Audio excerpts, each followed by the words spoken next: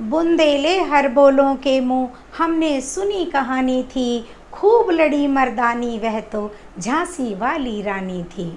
जी हाँ, झांसी की रानी लक्ष्मीबाई बहुत ही वीर महिला थीं। उनकी वीरता की कहानियाँ घर घर सुनाई जाती हैं। वो अन्य महिलाओं के लिए भी वीरता की मिसाल बनी। बचपन से ही वो देशभक्त महिला थीं।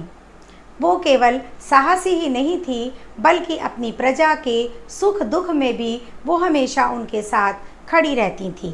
वो अपनी प्रजा को अपने घर के एक सदस्य के समान ही समझती थी। उनके झांसी के पास में ही एक गांव था लकारा, जहाँ के बहुत सारे लोग झांसी की सेना में भर्ती थे। उनमें से एक व्यक्ति का नाम था बहादुर सिंह गुर्जर।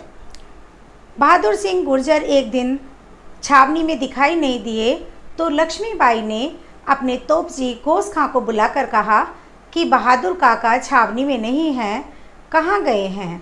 तो गोस खां ने कहा कि उनकी भतीजी की शादी है और वे अपने गांव चले गए हैं। सेना के सेनापति ने बिना उन्हें बताए काका को भेजने के लिए रानी से माफ़ी मांगी। उन्हें लगा कि रानी तो बहुत गुस्सा हो जाएंगी, उन्हें बहुत गुस्सा आएगा, लेकिन ऐसा कुछ भी नहीं हुआ। रानी ने गौस खां को बुलाकर कहा कि मैं भी काका के गांव जाऊंगी। रात के 10-11 बजे के करीब 15 घुड़सवारों के साथ रानी लकारा गांव के लिए चल दी।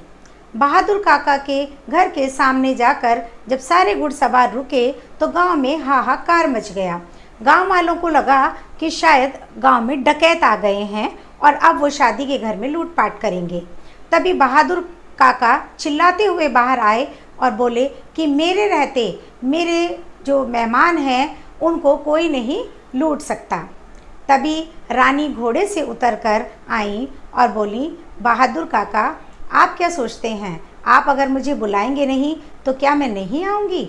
मैं अपने घर वालों के साथ अपने लोगों के पास बिना बुलाए भी पहुँच जाती हूँ। ये सुनकर काका बहुत भावुक हो गए। यही रानी लक्ष्मीबाई का कारण था कि उनकी प्रजा, उनके लोग बिना सोचे समझे अपनी जान को दांव पर लगाने से भी नहीं हिचकते थे।